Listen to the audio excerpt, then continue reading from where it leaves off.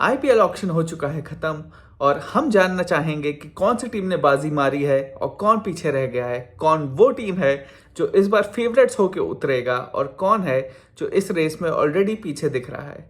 सबसे पहले हम बात करते हैं चेन्नई सुपर किंग्स की। चेन्नई के पास ऑलरेडी एक सॉलिड बेस था। उसके बाद पैसे उनके पास थोड़े कम बचे थे क्योंकि उन्होंने रिटेंशन में इतने पैसे खर्च कर दिए थे। तो एक चैलेंज उनके पास था कि ऐसे प्लेयर लें जो फर्स्ट 11 को स्ट्रांग बनाए, साथ ही साथ उनका स्क्वाड अच्छा हो। तो उन्होंने क्या किया है, अब जैसा कि आप सामने देख सकते हैं, ये है उनकी प्लेइंग 11।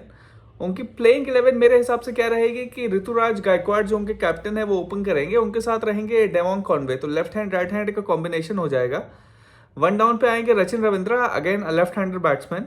फिर 4 नंबर पे राहुल त्रिपाठी आएंगे, तो फिर से वो लेफ्ट राइट कॉम्बिनेशन चलता रहेगा। 5 पे फिर आएंगे शिवम दुबे। 6 पे उन्होंने सैम करन को खरीदा है। 6 पे मैंने इसलिए रखा है क्योंकि धोनी इस समय जो स्टेज ऑफ करियर पे है, तो वो ऊपर आने से हिचकिचाते हैं, फिटनेस है, नी पे उनकी दिक्कत है, तो ज़्यादा बॉलें खेलते नहीं है। तो पहले सैम करन आएंगे, फिर रविंद्र जडेजा आएंगे, फिर 8 नंबर पे महेंद्र सिंह धोनी आएंगे। फिर रविचंद्रन अश्विन को वो वापस लाए हैं, काफ़ी हेफ्टी प्राइस दिया है। फिर 10 नंबर पे खलील अहमद होंगे और 11 पे पथिराना होंगे। अब इस टीम में अगर आप देखें तो स्पिनिंग ऑप्शन काफ़ी हैं। अश्विन भी है, जडेजा जी भी हैं, और करन स्लोअर बॉल डाल सकते हैं। खलील अहमद है जो स्लोअर पे निर्भर करते हैं। पाथिराना है, यॉर्कर्स अच्छी डालते हैं। तो ये चेन्नई की पिच के लिए बहुत अच्छी टीम है।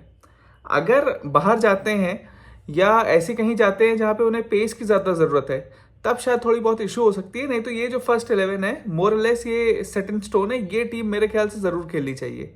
हाँ, एक चेंज जो हो सकता है वो है कि सैम करन को हटा के बीच बीच में नूर अहमद को ला सकते हैं, क्योंकि उस पर उन्होंने बहुत ज़्यादा पैसे खर्च किए हैं। तो अगर ये इस बार चिदम्बरम की पिच एकदम ही रैंक टर्नर होने वाली है, तो शायद आप देख सकते हैं कि नूर अहमद, जडेजा, अश्विन 3-3 स्पिनर के साथ जाएं। क्योंकि ऐसा इसलिए भी लग रहा है क्योंकि नूर अहमद के लिए ने काफ़ी ज़्यादा पैसे खर्च किए, 10 करोड़ के अराउंड तक गए हैं। तो वो एक हेफ्टी अमाउंट है। उस अमाउंट तक आदमी तभी जाता है जब कोई आपके जहन में ये बात हो कि इस प्लेयर को आपको अपने इस कंडीशंस के लिए एक नियर सर्टेनिटी है कि ये खेलने के लिए बहुत ही फायदेमंद होगा। तो वो हो सकता है। नहीं तो जो मैंने प्लेइंग 11 बताई आपको, ऑल कंडीशंस देखी जाए जहाँ पे स्विंग और सीम भी है, हर चीज़ है, तो जो मैंने पहले प्लेइंग 11 आपके सामने दिख रही है वो ज़्यादा आइडियल प्लेइंग 11 है। अच्छा, इस प्लेइंग 11 में जो इशू बस आप देखेंगे तो बॉलिंग में ऐसे मैच विनर्स नहीं है। पाथिराना डेथ पे बहुत अच्छी बॉलिंग करते हैं, बट इनिशियल बर्स्ट में जो स्विंग से बॉलिंग करा सकते थे, जो पहले इनके पास दीपक चहार हुआ करते थे, वो नहीं है।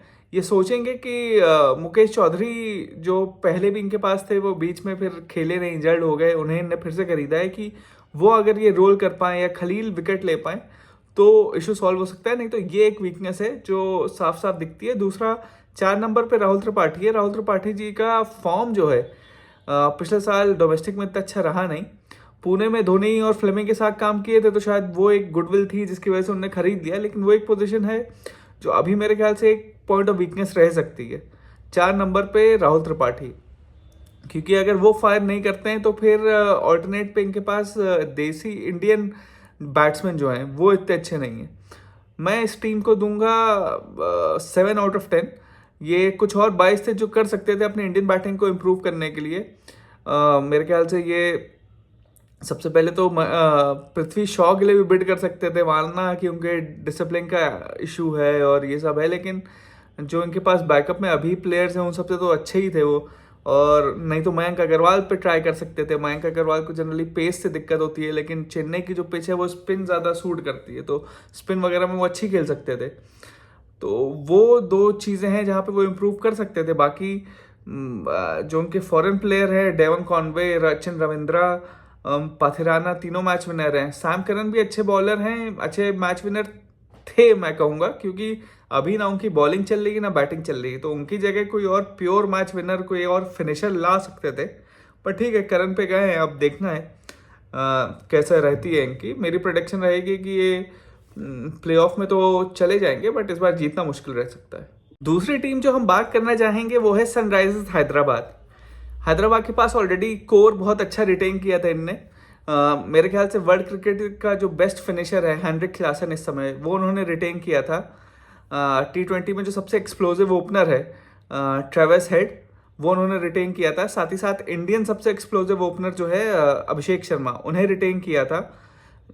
नंबर 1 लीडर मेरे ख्याल से जो है, जो कैप्टेंसी में बहुत अच्छा परफॉर्म कर रहा है, पैट कमिंस, वो हैं, उन्होंने रिटेन किए थे। और नीतीश कुमार रेड्डी को 6 करोड़ में रिटेन किया था, जो अगेन रेयर कॉमोडिटी है। Indian bowling allrounder, fast bowling allrounder, मतलब फास्ट बॉल भी, जो फास्ट मतलब मीडियम पेसिंग पेसर जो डाल सकता है और स्ट्राइक तेज गति से रन बना सकता है। तो ऐसे प्लेयर बहुत कम कमोडिटी में है, उसे सिर्फ 6 करोड़ में रिटेन किया था। तो एक कोर ऑलरेडी इनके पास सेट था। अब इन्हें जो करना था वो ये था कि इसी में एडिशनल थोड़े थोड़े ऐसे प्लेयर्स डालना कि प्लेइंग 11 अच्छी बन जाए।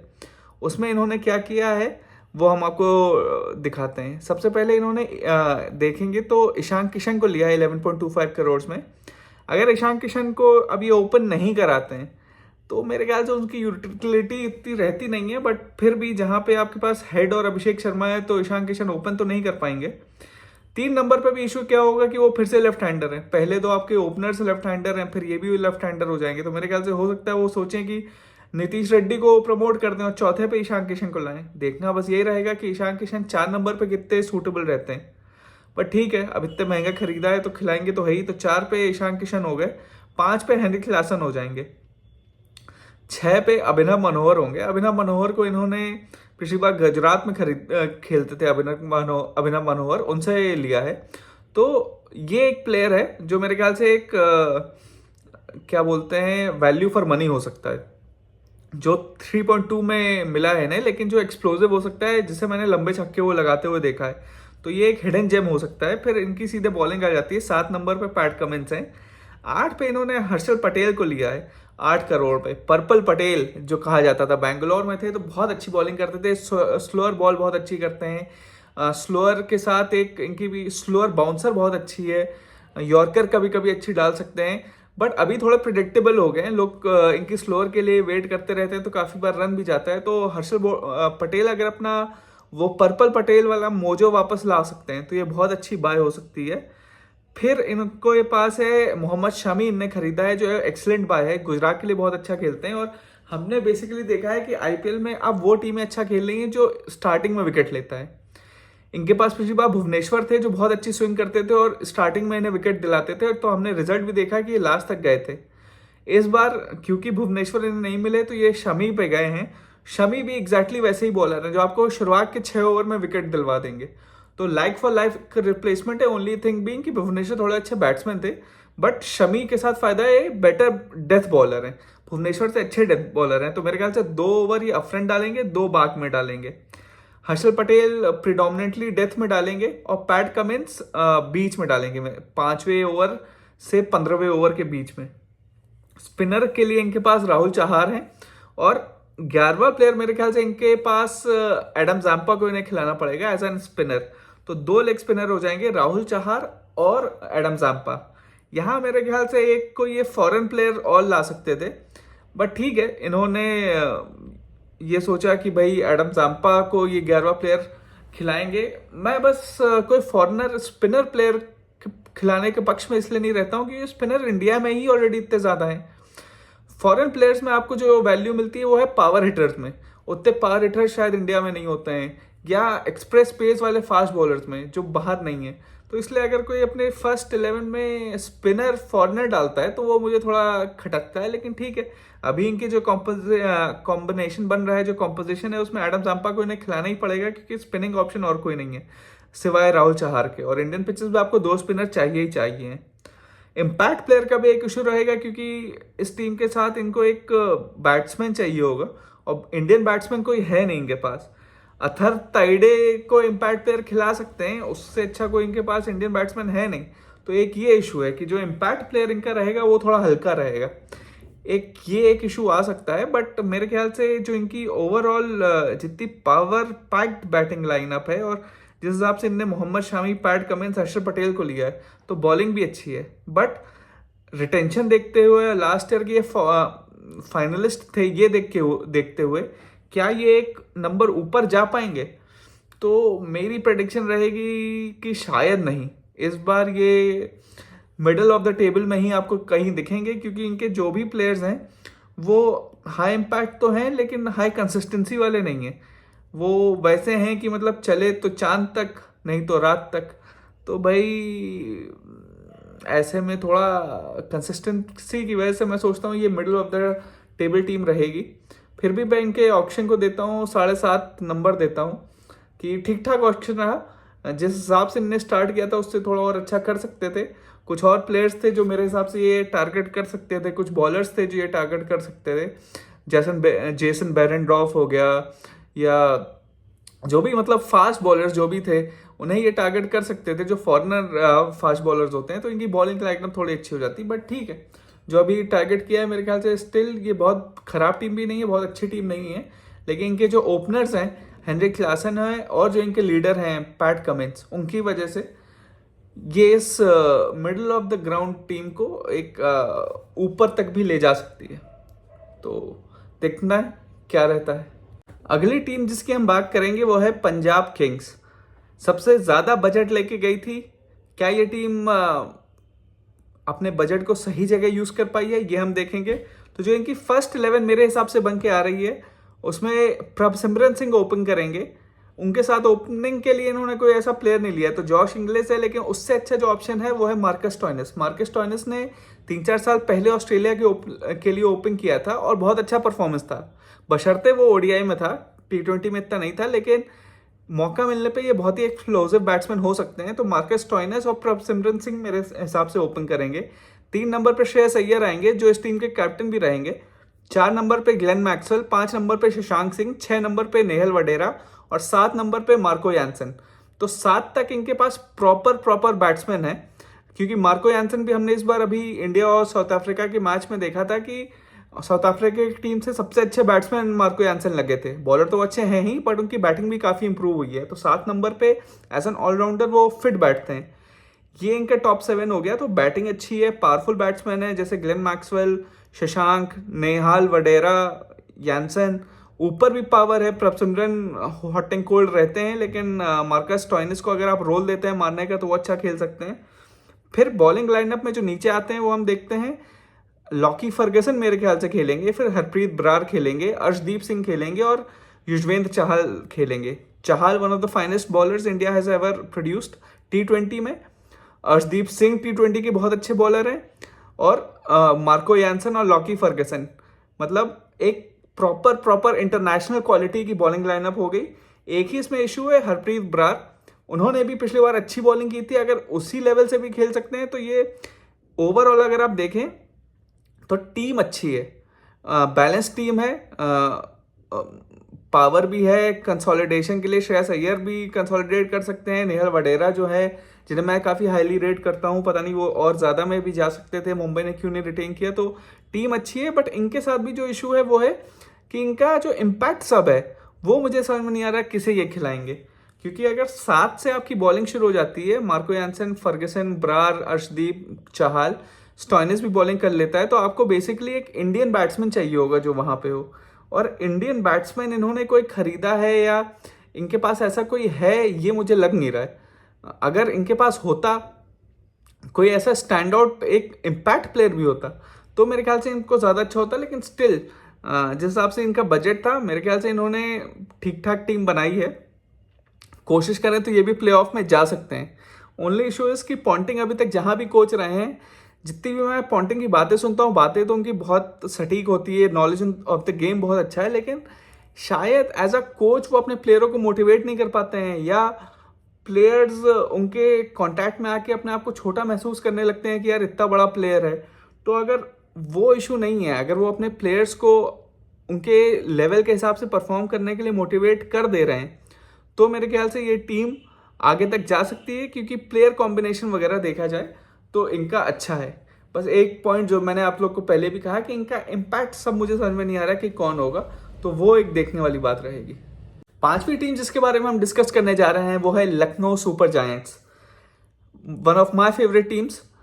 ऋषभ पंत के लिए ने 27 करोड़ तक बिड किया और सबको चौंका दिया, क्योंकि सब लोग सोच रहे थे कि हो सकता है ऋषभ पंत कोई ऐसे traditional power house of a team में जाए, जैसे बेंगलोर में जाए, या पंजाब के पास बहुत पैसे थे तो पंजाब जाए। लेकिन लखनऊ ने उससे उन सब से छीन के, या चेन्नई के पास जाए, उन सब से छीन के लखनऊ ने अपने पास उन्हें कर लिया। तो एक स्टार्ट अच्छा मिल गया था उन्हें।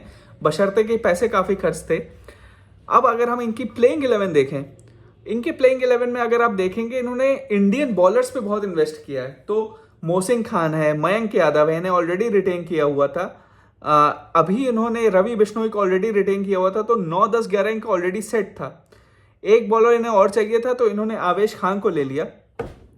आवेश खान इनके साथ पहले भी थे, फिर उन्होंने देवदत्त पाडिक्कल के साथ स्वैप करके इन्हें राजस्थान जाने दिया था, लेकिन राजस्थान में भी आवेश का बहुत अच्छा परफॉर्मेंस रहा।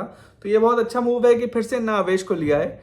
साथ ही साथ इंडिया खेल चुके आकाशदीप, जो पहले बेंगलोर में थे, उन्हें खरीदा है काफ़ी हेफ्टी प्राइस में। तो 5 प्रॉपर बॉलर्स हैं इनके पास। 5 बॉलर्स होने के अलावा अगर आप देखें, इसमें से 4 इंडियन फास्ट बॉलर्स हैं। तो अगर इनमें से एक को इंजर्ड भी हो जाता है तो ऐसा नहीं है कि इनको बहुत ज़्यादा फर्क पड़ेगा, क्योंकि 3 इंडियन फास्ट बॉलर तब भी रहेंगे, एक रवि बिश्नोई तब भी रहेंगे। साथ ही साथ जो इनको बॉलिंग में कॉम्प्लीमेंट करेगा, जो मेरे ख्याल से इम्पैक्ट प्लेयर भी रह सकते हैं, वो है शहबाज अहमद। शहबाज अहमद ने अभी सैयद मुश्ताक अली ट्रॉफी में बैटिंग से मैच जितवाया है। साथ ही साथ बहुत ही हैंडी लेफ्ट आर्म बॉलर हैं, तो ये कृणाल पांड्या का रोल अदा कर सकते हैं, बल्कि उसके ऊपर एक अपग्रेड है, क्योंकि ये रन ज़्यादा तेज़ी से बना सकते हैं। साथ ही साथ जब हम देखें बैटिंग में, क्योंकि इनके पास इन्होंने सारे इंडियन बॉलर्स ही भर लिए हैं, तो बैटिंग में एक काफ़ी पावरफुल फॉरेन प्लेयर्स रख सकते हैं। जैसा कि हम जानते हैं कि इंडियन डोमेस्टिक प्लेयर टेक्निकली अच्छे होते हैं, कुछ पावर हिटर्स भी होते हैं, लेकिन फॉरेन जो हैवीली बिल्ट एकदम पावर हिटर्स होते हैं, उनकी बराबरी तो नहीं कर सकते हैं। तो वो इन्होंने अच्छा किया है कि वैसे फॉरेन प्लेयर्स लिए हैं, जो skill set traditional Indian batters में नहीं मिलती है, उनके लिए ये बाहर गए हैं, उन फॉरेन प्लेयर्स को लिया है। तो ओपनिंग मेरे ख्याल से यहाँ पे मिचेल मार्श और एडन मार्करम करेंगे। 3 नंबर पे आएंगे ऋषभ पंत, 4 नंबर पे आएंगे निकोलस पूरन, 5 नंबर पे आएंगे David Miller. Proper power hitting की दुकान होने वाली है ये टीम। इतनी पावर हिटिंग होगी इसमें, आप खुद ही देख सकते हैं। ये सारे प्लेयर लंबे लंबे छक्के मारने के लिए जाने जाते हैं। फिर 5 के बाद 6 नंबर पे अब्दुल समाद है, जो हैदराबाद के लिए छोटी इनिंग्स खेलते थे, लेकिन पावरफुल इंपैक्टफुल इनिंग्स खेलते थे। और 7 पे आयुष बडोनी, जिसे इन्हें रिटेन किया है। तो ओवरऑल आप देखें, इंडियन बैट्समैन के नंबर ही, पहले तो ऋषभ पंत तो हैं ही, लेकिन इनएक्सपीरियंस बैटिंग का नंबर ही 6 या 7 पे आ रहा है। तो हो सकता है काफ़ी बार इन बैट्समैन को मिले ही बस 8 या 10 बॉलें, तो ज़्यादा उस पर डिपेंडेंसी नहीं है। तो बैटिंग इनकी इंटरनेशनल प्लेयर्स हैंडल कर ले रहे हैं, बॉलिंग इनकी ऐसे फास्ट बॉलर्स इंडियन जो इंटरनेशनल खेल चुके हैं। तो बहुत बैलेंस टीम लग रही है, और मेरे हिसाब से one of the front runners for the trophy इस बार होने वाली है। अब हम बात करेंगे पिछले बार के defending champions Kolkata night Riders के बारे में। कोलकाता, जैसा कि हम ऑलरेडी जानते हैं, एक स्ट्रॉन्ग कोर उन्होंने रिटेन किया था। रिंकू सिंह, वीरेंद्र चक्रवर्ती, सुनील नारायण, आंद्रे रसल, हर्षित राणा, रमनदीप सिंह, और सबको बहुत सस्ते में रिटेन किया था। तो बजट भी इनके पास ठीक ठाक था।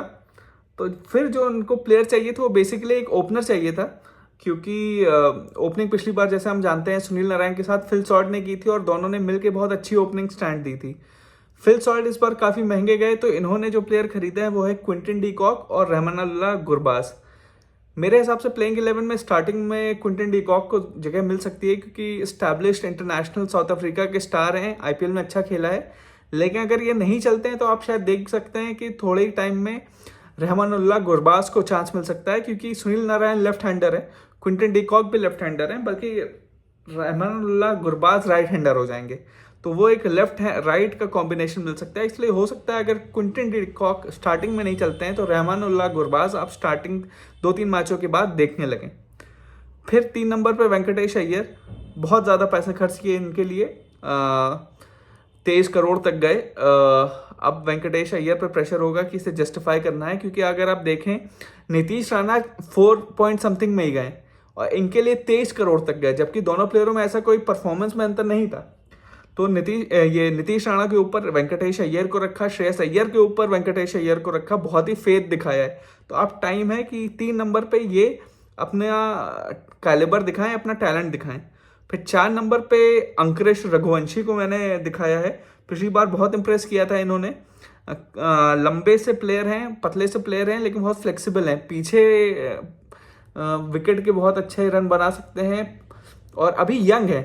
तो जैसे जैसे पावर आएगी तो और अच्छे पावर हिटर भी बन सकते हैं, क्योंकि हाइट अच्छी है।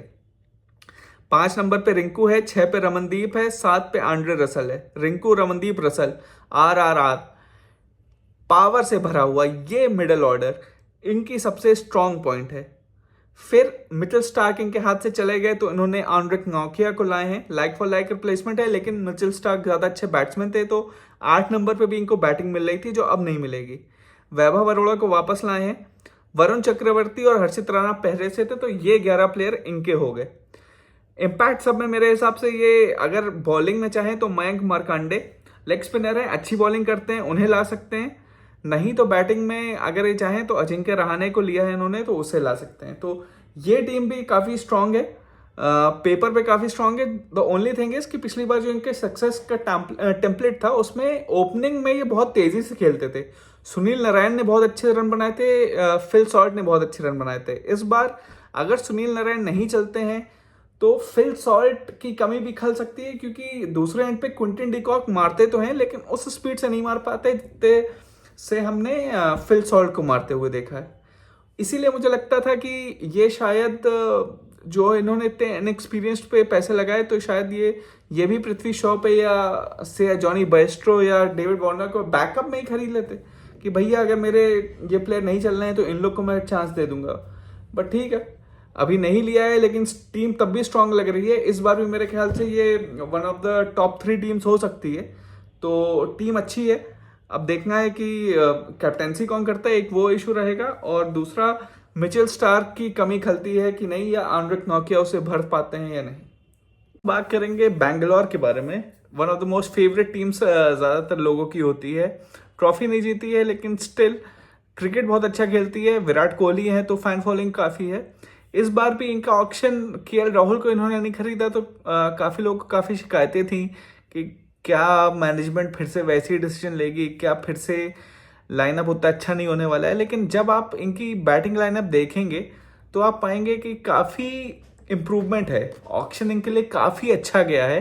अगर आप कूल हेड से देखें, अब पूरा ऑक्शन खत्म हो गया, तो अगर आप इनका स्क्वाड देखें तो ऐसा नहीं है कि कहीं पे कोई वीकनेस रही हो। ओपनिंग पे विराट कोहली हैं, इनके साथ रहेंगे फिल सॉल्ट। इससे आप सीधे सीधे पता लगा सकते हैं कि इस बार बैंगलोर ने सोचा है कि पावर प्ले पे बहुत अटैकिंग जाएंगे। काफ़ी बार हमने देखा है कि आईपीएल जिस हिसाब से मूव कर रहा है तो पावर प्ले ही में मैच जीते जा रहे हैं और हारे जा रहे हैं। इसलिए एक ऐसा प्लेयर ज़रूरी था जो 180-200 के स्ट्राइक रेट पे जाए, तो इसलिए फिल सॉल्ट को इन्होंने टारगेट किया। बहुत क्लियर था ये कि फिल सॉल्ट के लिए जाएंगे और उन्हें फिर इन्होंने ले भी लिया। 2 और एडिशन जो इन्होंने किए वो हैं टिम डेविड और लियम लिविंगस्टन। दोनों पावरफुल प्लेयर्स हैं, एकदम हल्किंग प्रेजेंस है, बिग स्ट्रॉन्ग, ऐसे प्लेयर जो आराम से बाउंड्री क्लियर कर सकते हैं। और चिन्ना स्वामी की पिच तो आराम से बाउंड्री आराम से क्लियर करेंगे, जो थोड़ी छोटी होती है। फास्ट बॉलर्स को असिस्ट करती है और ये दोनों प्लेयर ऐसे हैं जो फास्ट बॉलिंग को बहुत आसानी से खेल सकते हैं। तो ये दोनों एक मिडिल ऑर्डर में एडिशन है जो आपको दिख रहे हैं। रजत पाटीदार ऑलरेडी थे, वो एक अच्छे प्लेयर हैं। फिर फास्ट बॉलिंग में अगर आप देखें, इन्होंने फिर से जैसे मैंने आपसे कहा पावर प्ले में बहुत फोकस किया है। तो पावर प्ले में हाईएस्ट विकेट टेकर जो हैं वो है भुवनेश्वर कुमार, उन्हें इन्होंने लिया है। साथ ही साथ जॉश हेजलवुड जो कि बहुत अच्छे फास्ट बॉलर हैं, टेस्ट के माने जाते थे लेकिन T20 में भी अभी रिसेंटली नंबर 1 पे थे। कंट्रोल है, स्विंग है। तो पावर प्ले में जब आप देखेंगे कि भुवनेश्वर और जॉश हेजलवुड का जो कॉम्बिनेशन जब उतरेगा तो शुरुआत में मैं मानता हूं कि मेजॉरिटी मैचेस में 5 या 6 ओवर में ये 2 से 3 विकेट आराम से ले लेंगे। आधी कमर या ओपोनेंट की तभी तोड़ देंगे जब ये दोनों बॉलिंग पे आएंगे। डेथ में बॉलिंग के लिए इनके पास यश दयाल और राशिक धर हैं। राशिक सलाम को जैसे कि आप देख सकते हैं 6 करोड़ में इन्होंने खरीदा है और मैं मानता हूं this could be a steal of the season. इस बॉलर को मैं बहुत हाईली रेट करता हूं। आप देखेंगे slower ball, cutters, pace vary करते हैं और डेथ में बहुत अच्छी बॉलिंग करते हैं, जो एक आरसीबी के लिए इशू रहा था। अगर वो ये प्रॉब्लम सॉल्व कर देते हैं तो it will be 6 crore well spent. मेरे हिसाब से बहुत अच्छे बॉलर हैं, पूरा मौका मिलना चाहिए। मेरे ख्याल से इम्पैक्ट सब की तरह आएंगे, लेकिन एक बहुत इंपॉर्टेंट प्लेयर होने वाले हैं राशिक सलाम, 6 करोड़ में जिन्हें खरीदा था। स्पिनिंग ऑप्शन थोड़े कम है। कृणाल पांड्या को इन्होंने खरीदा है। हैंडी बैट्समैन है, अगर कोई कोलैप्स हुआ टॉप ऑर्डर में तो विकेट्स बचा सकते हैं। बॉलिंग में भी फिंगर स्पिनर है, अच्छी बॉलिंग कर सकते हैं, तो वो एक अच्छा एडिशन है। और लेग स्पिनिंग ऑप्शन जो इन्होंने खरीदा है सुयश शर्मा, जो मैंने ऑप्शन से पहले मेरे पुराने वीडियो में अगर आप देखेंगे स्पेसिफिकली मैंने बोला था एक यंग लेग स्पिनर सुयश शर्मा के बारे में। इनके बारे में मैंने पहले ही बताया था कि आरसीबी टारगेट करने जा रहा है और वही हुआ। आरसीबी ने इन्हें खरीदा और ये अब इनके फ्रंट लाइन लेग स्पिनर होंगे। तो जैसा कि आप देख सकते हैं इस बैटिंग लाइनअप में पावर भी है। शुरुआत में कोहली, फिल सॉल्ट, फिर 3 नंबर पे जितेश शर्मा के लिए इन्होंने बहुत पैसे खर्च किए हैं तो वो आएंगे। फिर 4 नंबर पे रजत पाटीदार, जो छक्के तो भैया स्पिनरों को एकदम हलवा समझ के मारते हैं। फास्ट बॉलिंग भी अच्छी खेलते हैं, तो रजत पाटीदार इस बार मेरे ख्याल से बहुत इंपॉर्टेंट रोल प्ले करेंगे। फिर जैसे मैंने बताया लियम लिविंगस्टन, फिर टिम डेविड, तो एक स्ट्रॉन्ग इनका मिडिल ऑर्डर हो गया है। जो एक इशू रहा था कि स्टार्ट अच्छी मिल भी जाती थी तो फिनिशिंग और मिडिल ऑर्डर अच्छा नहीं था, तो वो इस बार सॉल्व हो गया है। ओवरऑल बहुत अच्छी टीम है और हो सकता है इस बार कप आ जाए। इस साला कप नाम दे। मेरी रेटिंग रहेगी 9 आउट ऑफ 10 इजिली। अब हम बात करेंगे मुंबई इंडियंस की, one of the most successful IPL team. इनके पास भी जो इन्होंने कोर रिटेन किया था बहुत ही बढ़िया था। जसप्रीत बुमराह, सूर्य कुमार यादव, हार्दिक पांड्या, रोहित शर्मा, तिलक वर्मा। और ऑक्शन में जिस हिसाब से प्राइसेस गए हैं तो इन लोग को जो रिटेन किया था मेरे हिसाब से तो बहुत सस्ते में कर दिया था, क्योंकि एक एक प्लेयर ये 20-20 करोड़ का है। तिलक वर्मा को सिर्फ 8 करोड़ में रिटेन किया था, तो सोचिए कितने ज्यादा इनके पास चांस थी एक अच्छी टीम बनाने की। अब इन्होंने जो टीम बनाई है अच्छी है। फर्स्ट ओपनिंग में रोहित शर्मा रहेंगे, उनके साथ रायन रिकल्टन जो साउथ अफ्रीका के विकेट कीपर हैं, बैट्समैन, वो रहेंगे। उन्हें 1 करोड़ में खरीदा है। यहाँ मुझे लगता है इन्होंने एक गलती की है कि भैया जब आपको पता था एक आपको ओपनर चाहिए, एक विकेट कीपर चाहिए, तो आप क्विंटन डिकॉक के लिए क्यों नहीं गए, रहमानुल्लाह गुरबाज के लिए क्यों नहीं गए? इन दोनों में से किसी को खरीदना चाहिए था आपको। दोनों मेरे ख्याल से रायन रिकल्टन से अच्छे थे इंडियन पिचेस पे। अभी तक मैंने रायन रिकल्टन को इंडिया में खेलते हुए देखा नहीं है, और मेरे ख्याल से ये पहले भी गलती कर चुके हैं। रिचर्ड लीवी लिया था इन्होंने एक समय, और भी इन्होंने काफ़ी ऐसे फॉरेन प्लेयर्स लिए हैं। ड्यूअर्ट ब्रेविस लिया था, जो इन्हें लगा था कि भैया बाहर अच्छा खेला है तो यहाँ भी अच्छा खेलेंगे। भैया ऐसा नहीं होता है। आप जो प्रूवन प्लेयर हैं उन्हें लाइए, क्योंकि इस समय आईपीएल में ओपनिंग पोजीशन बहुत इंपॉर्टेंट हो चुकी है। आधे मैचेस पावर प्ले में जीते जा रहे हैं, पावर प्ले में हारे जा रहे हैं। तो वहां आपने एक गलती की कि एक कोई अच्छा ओपनिंग बैट्समैन फॉरेन का नहीं लिया। फिर आपकी जो स्ट्रेंथ है वो आती है। विल जैक्स आपने लिया है जो बहुत बढ़िया प्लेयर हैं, तिलक वर्मा लिया है, सूर्य कुमार यादव लिया है, नमन धीर, हार्दिक पांड्या। तो 3, 4, 5, 6, 7 एक्सेप्शनल आपके पास मिडिल ऑर्डर है। इससे अच्छा मिडिल ऑर्डर नहीं हो सकता। टिम डेविड को आपने जाने दिया, वो एक पावर प्रोवाइड करते थे, बट ठीक है कोई बात नहीं। आप विल जैक्स उनकी जगह लाए हैं, तो एक स्ट्रॉन्ग बैटिंग लाइनअप अभी भी आपके पास है।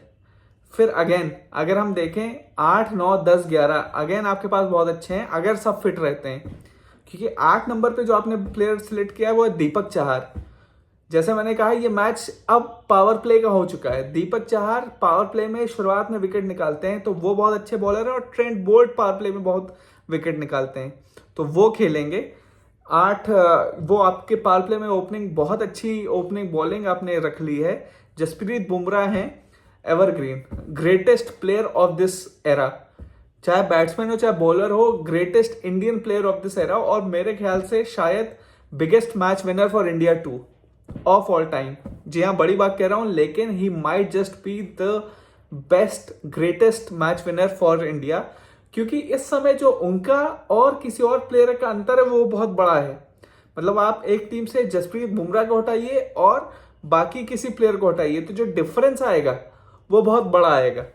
इसलिए मैं मानता हूं ये एक ट्रम्प कार्ड जो इनके पास है, तो वो इस बॉलिंग लाइनअप को बहुत अच्छा कर दे रहा है। दीपक चाहर, ट्रेंट बोल्ट, जसप्रीत बुमराह, और ये मेरे ख्याल से मिचेल सैंटनर को खिलाएंगे ताकि इनकी बैटिंग में थोड़ा और डेप्थ आए, क्योंकि 9 नंबर तक फिर बैटिंग हो जाएगी। दीपक चाहर भी बैटिंग कर सकते हैं, मिचेल सैंटनर भी कर सकते हैं, तो ये बहुत ही हार्ड हिटिंग करके जा सकते हैं। मतलब पूरे 20 ओवर आप देखेंगे ये ऑन एन एवरेज 210 से 220 का स्कोर आराम से कर पाएंगे इस बॉलिंग लाइनअप के साथ, इस बैटिंग लाइनअप के साथ। और बॉलिंग में जो इम्पैक्ट प्लेयर लाएंगे वो मेरे ख्याल से करण शर्मा को लाना पड़ेगा, क्योंकि वही हैं जो एक एक्सपीरियंस स्पिनर हैं और लेग स्पिनर हैं। मिचेल सैंटनर क्योंकि फिंगर स्पिनर है, इन्हें एक लेग स्पिनर चाहिए, तो कर्ण शर्मा को शायद लेंगे।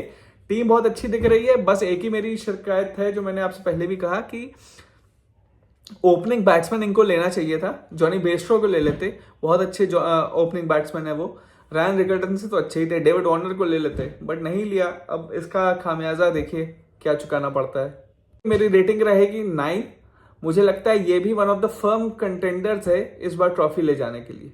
बात करते हैं राजस्थान रॉयल्स की। राजस्थान रॉयल्स की अगर आप टीम देखें, इनके पास इंडियन प्लेयर इन्होंने बहुत अच्छे रिटेन किए थे। संजू सैमसन, यशस्वी जायसवाल, रियान पराग, ध्रुव जुरैल, संदीप शर्मा और एक सिमरन हेटमायर। तो 6 प्लेयर इनके पास ऑलरेडी थे, उसमें इन्हें बस कुछ एडिशंस करने थे। तो जोफ्रा आर्चर एक एडिशन किया है, एक्सेप्शनल प्लेयर। फजल फारूकी मेरे ख्याल से लेफ्ट आर्मर है, तो वो खेलेंगे क्योंकि एक लेफ्ट आर्मर आपको चाहिए है। आजकल हमने देखा है तो जो पेस लाइनअप है वो बहुत अच्छी हो चुकी है। जोफ्रा आर्चर, संदीप शर्मा, फजल फारूकी, 3 एक्सेप्शनल फास्ट बॉलर्स हो गए। बैटिंग में यशस्वी, संजू, नीतीश राणा इनने खरीदा है, जो बहुत ही बढ़िया एडिशन हो सकता है क्योंकि इंडियन बैट्समैन है, रेयर कॉमोडिटी है, जो अच्छे एक्सपीरियंस है और तेज खेल सकते हैं। सिर्फ 4.2 करोड़ में मिल गए। जब आप देखें कि वेंकटेश अय्यर जैसे प्लेयर 23 करोड़ में गए हैं तो ये एक स्टील है। 4.2 करोड़ में नीतीश राणा मिलना एक स्टील है। 3 नंबर पे नीतीश राणा, 4 पे रियान पराग, 5 पे सिमरन हेटमायर, 6 पे ध्रुव जुरैल। बट 7 नंबर एक इनके लिए इशू है। 7 नंबर, 8 नंबर। 8 पे मैंने वनिंदो हसरंगा को रखा है क्योंकि एक स्पिनर इन्हें चाहिए होगा, लेकिन 7 नंबर पे ये इन्हें इंडियन बैट्समैन चाहिए भाई। अब इंडियन बैट्समैन इनके पास स्क्वाड में मुझे दिख नहीं रहा है। जहां तक मुझे लगता है युजवीर सिंह को ये खिला सकते हैं, बट कोई एक्सेप्शनल ऐसा स्टैंड आउट नहीं करता है, तो ये एक फिर से इशू हो सकता है। क्योंकि पिछली बार हमने देखा था कि जैसे जैसे टूर्नामेंट बढ़ता है तो संजू सैमसन फर्स्ट हाफ में तो हमेशा अच्छा खेलते हैं, फिर जैसे जैसे टूर्नामेंट बढ़ता है इनका परफॉर्मेंस डाउन होता जाता है। नीतीश राणा, रियान पराग, ये सब अगर नहीं चला तो 7 पे एक आपको अच्छा प्लेयर तो चाहिए है, तो वो मुझे कमी दिख रही है। फिर इम्पैक्ट प्लेयर भी सिर्फ बॉलिंग में आकाश मडवाल को ये डाल सकते हैं, बैटिंग में वहां भी इम्पैक्ट प्लेयर में अगर कोई चाहिए होगा तो नहीं है। तो इशू यही है कि 6 नंबर के बाद ध्रुव जुरैल के बाद बॉलिंग ऑलराउंडर सीधे आ जाते हैं, हसरंगा, आर्चर। अगर एक थोड़ा बैट्समैन थोड़ा अब क्या कहूं, थोड़ा और टेक्निकली बेटर बैट्समैन एक 7 नंबर पर भी होता तो इनकी टीम मेरे ख्याल से ज्यादा अच्छी होती। स्टिल ठीक करेगी। मैं इसको देता हूं 8 नंबर। इनके ऑक्शन में ये कमी रहने की वजह से, नहीं तो ये टीम जब आप देखें टिम डेविड 3 करोड़ में गए हैं, उसके लिए ज्यादा बिड कर सकते थे, विल जैक्स के लिए कर सकते थे, लियम लिविंगस्टन के लिए कर सकते थे। उनमें से किसी को अगर ले आते तो ये थोड़ी और स्ट्रांग लगती। रॉबर्ट पावेल को ले आते, वो नहीं लिया है, तो वो 7 नंबर की वजह से, जो इनके 7 नंबर की पोजीशन है उसकी वजह से मैंने नंबर भी 7 ही दूंगा। थोड़ा स्ट्रगल हो सकता है क्योंकि जॉस बटलर भी इस बार नहीं है, बट देखते हैं क्या रहता है। बात करेंगे दिल्ली कैपिटल्स की, जो मेरे हिसाब से ऑक्शन में जिन्होंने बहुत बढ़िया किया, और ये बढ़िया इसलिए कर पाए क्योंकि इन्हें केएल राहुल 14 करोड़ में मिल गया। अब 14 करोड़ में मिलने पे एक बात मैं जरूर कहूंगा, इसमें ये थोड़ा टीमों की बेवकूफ़ी भी सामने आई है। मतलब आप ध्यान दिया हो ना दिया हो, जब भी किसी टीम को राइट टू मैच का ऑप्शन मिले तो उसे हमेशा पैडल उठाना चाहिए मेरे हिसाब से, ताकि दूसरी टीम को यह बताना पड़े कि वो और कितना ऊपर जाएगी। फिर भले तुम्हें प्लेयर नहीं लेना हो तो तुम ना लो, लेकिन कम से कम तुम दूसरी टीम का थोड़ा प्राइस तो बढ़ा दो यार। इतना कॉमन सेंस तो लगाते। केएल राहुल का जब 14 करोड़ में ये बिक रहे थे तो लखनऊ को कहना चाहिए था कि ठीक है हम राइट टू मैच कर रहे हैं, तुम और बताओ कितना दोगे। अगर वो 14.5 भी बोलता, 15 बोलता, 14.5 भी बोलता, तुम कहते हाँ कम से कम 50 लाख तो दिल्ली के कम होते, लेकिन तुम लोगों ने दिमाग लगाया नहीं। 14 में चलो दिल्ली को मिल गया। ये 14 करोड़ में मिलने से ये फायदा रहा कि ये और प्लेयरों के लिए दूर तक जा पाए। Jake Fraser McGurk, Mitchell Starc, Natarajan, Mukesh Kumar, इन्होंने सब 8 करोड़ से ऊपर में लिए। इसलिए इनकी टीम, जैसे मैं आपको बताता हूं, मेरे हिसाब से ओपनिंग पे अभिषेक पुरेल और जेक फ्रेजर मैकगर्क रहेंगे क्योंकि लेफ्ट राइट का कॉम्बिनेशन होगा। 1 डाउन केएल राहुल खेलेंगे। अब हो सकता है वो ओपनिंग की जिद करें, वो अलग बात है, लेकिन मेरे हिसाब से लेफ्ट राइट रहना चाहिए। 3 नंबर पे केएल राहुल को आना चाहिए क्योंकि टेक्निकली वो इन दोनों प्लेयरों से अच्छे हैं, तो पावर प्ले के अलावा भी वो अच्छा खेल सकते हैं। चौथे नंबर पे ट्रिस्टन स्टब्स, पांचवे पे हैरी ब्रूक, 6 नंबर पे आशुतोष शर्मा, 7 नंबर पे अक्षर पटेल, 8 नंबर पे मिचेल स्टार्क, 9 पे कुलदीप यादव, 10 पे नटराजन, 11 पे मुकेश कुमार। इसमें आप हैरी ब्रूक हो सकता है 4 पे जाए, ट्रिस्टन स्टब्स 5 पे आए, लेकिन इसमें मुझे बस एक इशू लग रहा है जो इनकी मिडिल ऑर्डर है, 5, 6, 7। अक्षर भी अच्छे प्लेयर हैं, हैरी ब्रूक भी अच्छे प्लेयर हैं, लेकिन क्या इनमें वो पावर है जो एक टिम डेविड, एक लिविंगस्टन, एक विल जैक्स, एक डेविड मिलर में है? मेरे हिसाब से नहीं। ये लोग बहुत तेज खेलेंगे भी तो 180 190 पे के स्ट्राइक रेट पे खेल सकते हैं, जबकि मॉडर्न क्रिकेट में एक बॉल पे 2 रन भी बनाना मेरे ख्याल से लास्ट में कम ही है। आप 13 साढ़े 13 के रन प्रति ओवर के हिसाब से खेलने की कोशिश करते हैं, तो जो स्ट्राइक रेट में 210 220 आता है, तो ऐसा प्लेयर आपको चाहिए। तो वो एक थोड़ा प्रॉब्लम पॉइंट हो सकता है। बाकी टीम अच्छी बनाएंगे, बॉलिंग लाइनअप बहुत अच्छी है, मुकेश कुमार भी है, मोहित शर्मा भी हैं, नटराजन भी हैं, तो ये ओपोनेंट्स को भी कम रन पे रोक सकते हैं। बाकी अगर इनका मिडिल ऑर्डर थोड़ा पावरफुल मुझे दिखता है कि अडेप्ट कर रहा है, 200 210 बना ले रहा है, तो बॉलिंग लाइनअप इनके पास ऐसी है, इनफैक्ट 180 90 भी बना ले रहा है, तो बॉलिंग लाइनअप इनके पास है जो रोक सके। तो अच्छी टीम है, कम से कम प्लेऑफ्स में तो जानी चाहिए। लास्ट में सबसे हम बात करेंगे गुजरात टाइटंस के बारे में।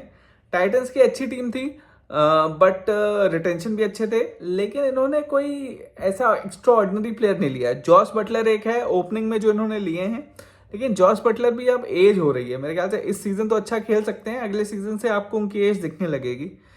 क्योंकि अब जॉस बटलर, अगर आप देखें जो उनका लेजेंड बना, वो पिछले 3-4 साल के परफॉर्मेंस पे बना। तो पिछले 3-4 साल में क्या था, स्ट्राइक रेट ऑफ 170 180 बहुत अच्छा माना जाता था, लेकिन अब आईपीएल बहुत तेजी से बढ़ रहा है, अब 200 पार के स्कोर अच्छे माने जा रहे हैं। तो उसके लिए मेरे ख्याल से थोड़ा और आप देखेंगे 1-2 साल में और ये डेटेड लगने लगेंगे, पुराने प्लेयर लगने लगेंगे।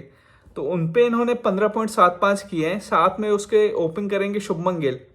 बहुत अच्छी ओपनिंग पार्टनरशिप है, काफी बार आउट नहीं होगी, लेकिन क्या ये पावर प्ले में 6 ओवर में 70-75 वाली है? मेरे ख्याल से नहीं। इनका जनरली स्कोर 50-48 ऐसा ही रहेगा, तो वो एक लॉस हो सकता है। फिर 3 नंबर पे भी एक वैसे ही बैट्समैन जो टेक्निकली अच्छे हैं, साई सुदर्शन। 4 नंबर पे मेरे ख्याल से वॉशिंगटन सुंदर को खिलाएंगे, क्योंकि एक लेफ्ट हैंडर चाहिए। फिर शर्फेन रेदरफर्ड हैं, 6 पे शाहरुख, 7 पे राहुल तेवटिया, 8 पे राशिद खान। फिर इनकी जो स्ट्रेंथ है वो आती है, राशिद खान मैंने जैसे आपको बताया, कहीसो रबाडा, मोहम्मद सिराज, प्रसिद्ध कृष्णा, एक्सेप्शनल बॉलिंग लाइनअप। ये एक मेन चीज है कि अगर इनके बैटिंग में वो पावर नहीं है, लेकिन बॉलिंग में पावर है। जी हाँ, बॉलिंग में पावर है इनके, सिराज भी है, रबाडा भी है, प्रसिद्ध कृष्णा भी है, राशिद खान भी है, वॉशिंगटन सुंदर भी हैं।